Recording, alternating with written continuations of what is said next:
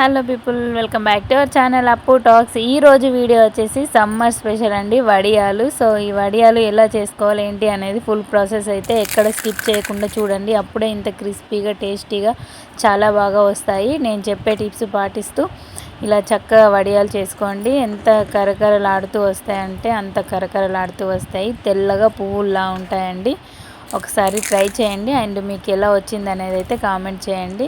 And నా ఛానల్ని మీరు కొత్తగా చూస్తున్నట్లయితే ప్లీజ్ లైక్ చేయండి అండ్ సబ్స్క్రైబ్ చేసుకోవడం మాత్రం అస్సలు మర్చిపోకండి. ముందుగా మన బియ్యపిండి ఉంటుంది కదా, మిల్లుకు పట్టించుకొచ్చుకున్న బియ్యపిండి అయితే ఒక గ్లాస్ తీసుకున్నాను నేను. సో ఇలా అది మెత్తగా ఉండాలి, చాలా మెత్తగా నీట్గా ఉండాలి పిండి. సో దాంట్లోనైతే ఒక గ్లాస్ వాటర్ పోస్తున్నాను. ఎందుకంటే పిండిని డైరెక్ట్ మనం వేడి వాటర్లో వస్తే ఉండలు కడుతుంది. సో దానికోసమని ఒక గ్లాసు పిండికి 2 గ్లాసుల వాటర్ అయితే వేయాలి. ఇప్పుడు వేసి దీన్ని ఉండలు లేకుండా ఇలా మంచిగా విస్కర్తోనైనా లేకపోతే స్పూన్తోనైనా హ్యాండ్తోనైనా మీ ఇష్టం మంచిగా కలుపుకోవాలి. చూడండి, ఇలా ఉండలేమీ లేకుండా నీట్గా కలుపుకోవాలి.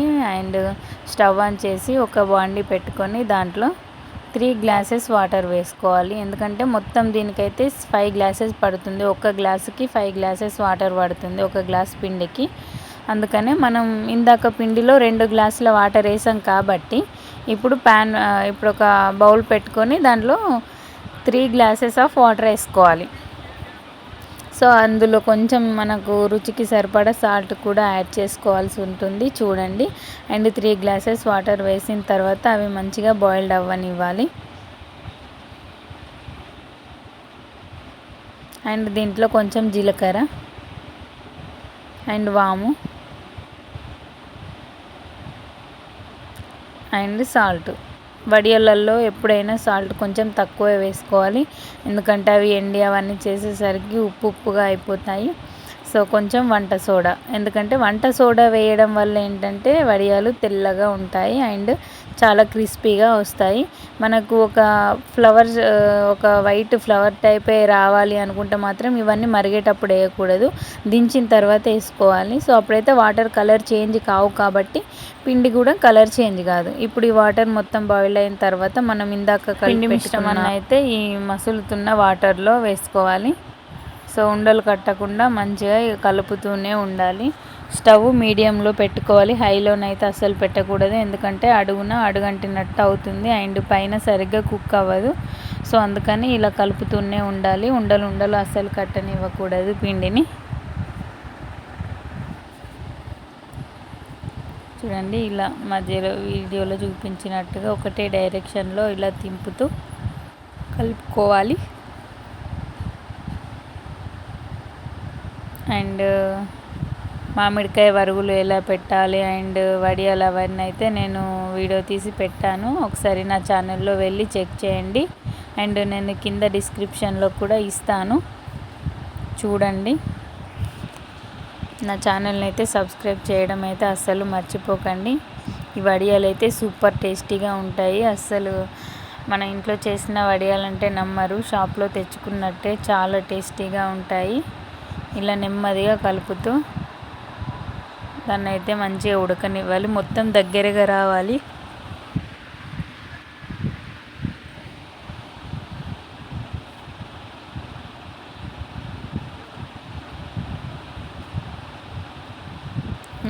అది మంచిగా దగ్గరికి వచ్చిన తర్వాత స్టవ్ ఆఫ్ చేసుకోవాలి. తర్వాత ఒక మన కాటన్ క్లాత్ ఏదైనా తీసుకొని కవర్ పైన అయినా వస్తాయి. నేనైతే ఇలా కాటన్ది లుంగి ఉంటుంది కదా, అదైతే తీసుకున్నాను. ఆ క్లాత్ని ఒకసారి వాటర్లో మంచిగా తడుపుకోవాలి. వాటర్లో తడిపిన తర్వాత వాటర్ అన్నీ పిండుకున్న తర్వాత ఆ క్లాత్ని అయితే ఒక దగ్గర పరుచుకోవాలి. సో నేనైతే నీడకే పెట్టాను, ఎందుకంటే ఎండలో పెట్టి అంతసేపు వేస్తే మనం అసలు ఆ ఎండకు తట్టుకోలేము. ఎండలు అయితే ఫుల్ కొడుతున్నాయి కదండి. సో నేనైతే ఒక ఇంట్లోనే తడి బట్ట అయితే వేసాను. తర్వాత ఇట్లా మనం వాటర్ ప్యాకెట్ అన్నా, ఆయిల్ ప్యాకెట్స్ అన్నా, లేకపోతే సల్ల ప్యాకెట్, కర్డ్ ఇట్లాంటి ప్యాకెట్స్ ఉంటాయి కదా, సో అట్లాంటి ప్యాకెట్లోనైతే ఏదైనా సరే మీకు మీ దగ్గర ఉన్నది, సో దాంట్లోనైతే ఈ పిండి అంతా నింపాలి. నింపిన తర్వాత ఇలా వీడియోలో చూపిస్తున్నట్టుగా మీకు కొంచెం లావుగానే కట్ చేసుకోవాలి, ఎందుకంటే ఎండిన తర్వాత మరీ సన్నగా అవుతాయి కాబట్టి. సో మినిమం ఇంత ఉంటేనైతే సరిపోతుంది. మీకు ఇంకా లావుగా కావాలంటే లావుగా కట్ చేసుకోండి. అండ్ అది టైట్గా ఉండడం కోసం పైన ఒక రబ్బర్ బ్యాండ్ అయితే వేసేసుకోండి. సో ఇలా జిలేబీ లెక్కనైనా లేదంటే ఇక మీ ఇష్టం అండి, మీకు ఏ షేప్ అయితే ఇష్టమో అట్లా ఆ షేప్లోనైతే వేసుకోవచ్చు.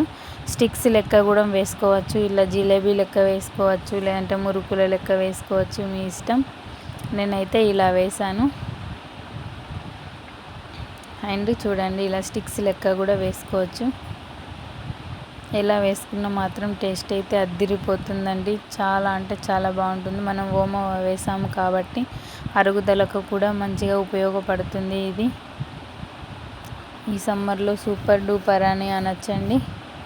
మళ్ళీ సమ్మర్ పోతే మనం పెట్టుకోలేం కాబట్టి ఇలా చేసుకున్న వడియాలు మంచిగా ఎండిన తర్వాత ఒక డబ్బాలో వేసి స్టోర్ చేసి పెట్టుకుంటే 1 ఇయర్ అయినా నిల్వ ఉంటాయండి. టేస్ట్ మాత్రం ఏమాత్రం తీసిపోకుండా చాలా టేస్టీగా క్రిస్పీగా ఉంటాయి.